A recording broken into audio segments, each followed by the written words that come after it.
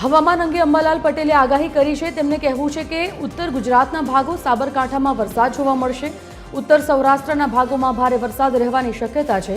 આગામી તારીખ 7 અને 8મી મેના રોજ ઘણા ભાગોમાં વરસાદનું જોર ઘટશે। તારીખ 10 મે સુધીમાં મધ્ય ગુજરાત, ઉત્તર ગુજરાત સહિત અનેક વિસ્તારોમાં છૂટોછવાયો વરસાદ થવાની પણ સંભાવના છે।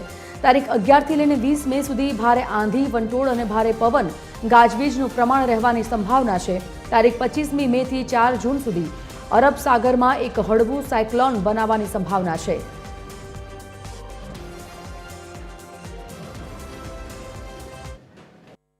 તાપમાનમાં ઘટાડો થશે। કોઈ ભાગમાં મહત્તમ તાપમાન લગભગ 30 ડિગ્રીથી નીચું, તો કોઈ ભાગમાં મહત્તમ તાપમાન 73 ડિગ્રીથી નીચું રહેવાની શક્યતા રહેશે। એ રીતે 30 થી 27 ડિગ્રી સેલ્સિયસની લિમિટમાં મહત્તમ તાપમાન રહેશે। પરંતુ હજુ પણ લગભગ પ્રી મોન્સૂન એક્ટિવિટીનો વરસાદ ગાજવી સાથે થવાની શક્યતા રહેશે। સાયક્લોન બનવાની શક્યતા રહેશે। જો તારીખ 25, 26, 27, 28 મેમાં વરસાદ થાય અને ત્યાર પછી વરસાદ ન થાય તો ચોમાસામાં તેની અસર બરાબર સારી ન રહેતા વરસાદ જે છે એ ઘણા દિવસો સુધી લંબાઈ પણ શકવાની શક્યતા રહે।